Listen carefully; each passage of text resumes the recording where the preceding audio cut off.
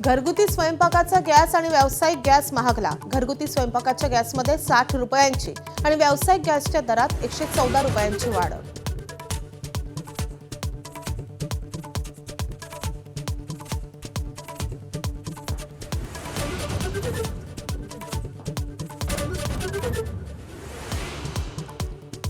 आखाती युद्धामुळे कच्च्या तेलाच्या किमतीत 12% वाढ।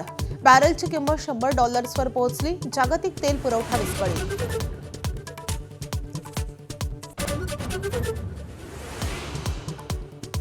आखातातल्या युद्धाला आठवडा। आजही इस्रायल आणि इराणचे हल्ले सुरूच। अमेरिकेकडून आतापर्यंत 3000 ठिकाणांवर हल्ले आणि इराणच्या 32 युद्धनौका बुडाल्या।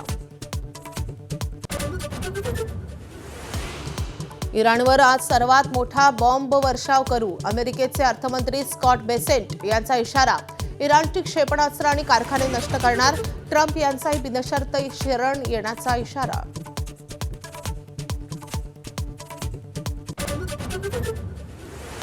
नियमित कर्जफेड करणाऱ्या शेतकऱ्यांना 50,000 नको, 1.5 लाख रुपये प्रोत्साहन भत्ता द्या। बच्चू कडूंची मागणी। शेतकरी नेत्यांची 15 मार्चला बैठक घेऊन सरकारपुढे सविस्तर मागण्या मांडणार।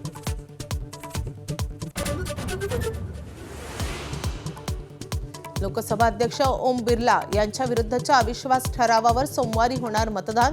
एनडीएकडे 293चं संख्याबळ असल्यानं ठराव नामंजूर होणार हे निश्चित। विरोधकांमधली मात्र बेकी समोर येणार।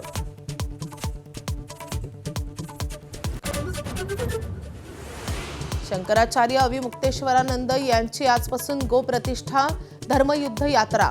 यात्रा आज वाराणसीहून निघून 11 मार्चला लखनौला पोहोचणार। अमिताभ बच्चन यांनी अयोध्येत तिसऱ्यांदा खरेदी केली 35 कोटी रुपयांची जमीन। अभिनंदन लोढांच्या कंपनीकडून खरेदी केली 3 एकर जमीन। अमिताभ मोठी गुंतवणूक करणार। भारताचा बॅडमिंटनपटू लक्ष्य सेनची ऑल इंग्लंड बॅडमिंटन अजिंक्यपद स्पर्धेच्या उपांत्य फेरीत धडक। चीनच्या ली शिफेंगवर केली 2 सरळ सेटमध्ये मात। याआधी 2च भारतीयांनी जिंकली स्पर्धा।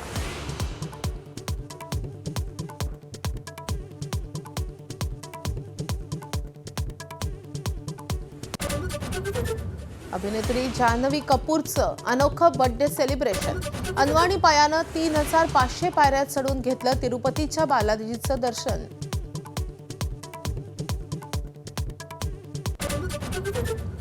उद्या T20 विश्वचषकात भारत विरुद्ध न्यूझीलंड सामना।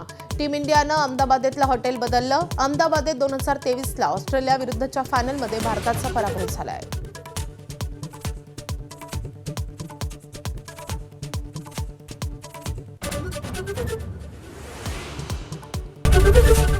एबीपी माझा, उघडा डोळे बघा नीट।